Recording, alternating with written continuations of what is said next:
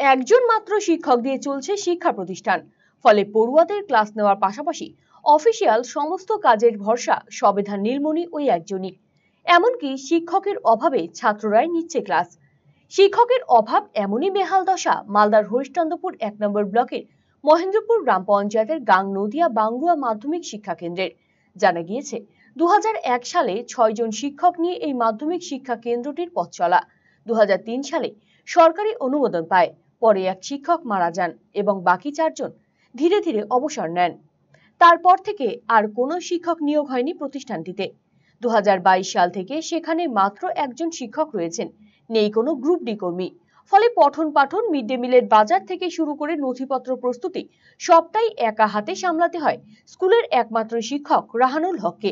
বর্তমানে এই স্কুলে খাতায় কলমে ৮১ জন, প্রতিনিয়ত ৩০ থেকে ৩৫ জন পড়ুয়া আসে স্কুলে।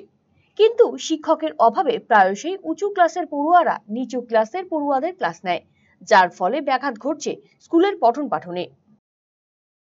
একটাই মাস্টার তো এই সব ক্লাস সামলাতে পারছে না, তো মাঝে মধ্যে আমরা এই ক্লাস নিয়ে নিই। কি ক্লাস নিচ্ছ তুমি? বাংলা ক্লাস। কোন ক্লাস এগুলো? এগুলা 5 ক্লাস 6 ক্লাস। তুমি কি রেগুলার ক্লাস নাও? হ্যাঁ। বলছি এখানে কতজন শিক্ষক আছে? একজন। তোমরা কতজন আসো যে ক্লাস নিচ্ছ এখানে স্কুলে? 12-13 জন আছে। তোমরা ক্লাস, তুমি কি ক্লাসে পড়ো? 8 এ। আর তোমরা কোন কোন ক্লাস নিচ্ছ? এখন আমাদের 5 6 7 8। আর তোমাদের ক্লাস কে নিচ্ছে? আমাদের হেডমাস্টার নিচ্ছে। এখন কি ক্লাস নিলে তুমি? 5 এ। অপরদিকে স্কুলের শিক্ষক না থাকায় দুশ্চিন্তার সুর গ্রামবাসীদের মধ্যে। এই স্কুলের অধিকাংশ পড়ুয়াই দরিদ্র পরিবারের। ফলে স্কুলের এমন বেহাল দশার কারণে অনেক পড়ুয়াই মুখ ফেরাচ্ছে পঠন পাঠন থেকে। এভাবে চলতে থাকলে শিক্ষকের অভাবে স্কুল বন্ধ হয়ে যাওয়ার আশঙ্কা প্রকাশ করেছেন গ্রামবাসীরা। শীঘ্রই স্কুলে শিক্ষক নিয়োগের দাবি জানিয়েছেন এলাকার বাসিন্দারা।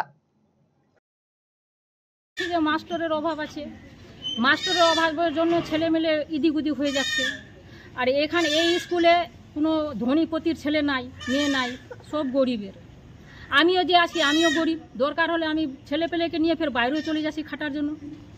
হ্যাঁ, এখানে যদি মাস্টার থাকতো কারো দুটা, তো ছেলেমেলে শিক্ষিত হতো। গরিবের ছেলেরা তো আর বাইরে পড়াতে পারবে না, এখানে হলে ভালো হতো।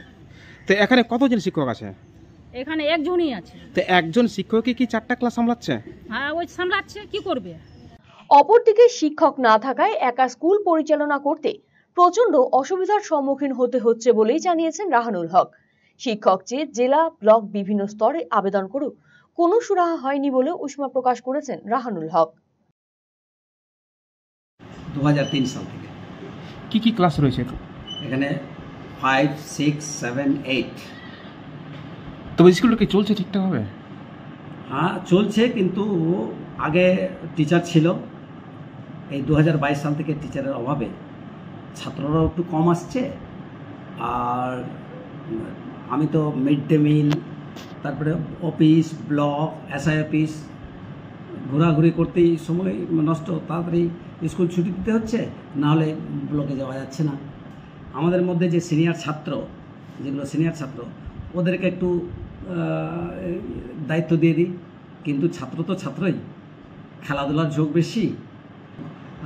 15-20 দিন হলো আমরা বিডিওকে জানাইছি, এসআইকে জানাইছি, ডিএনওকে জানাইছি, আর রাজ্য শিশু শিক্ষা মিশনের ডাইরেক্টরকে আমরা জানিয়েছি।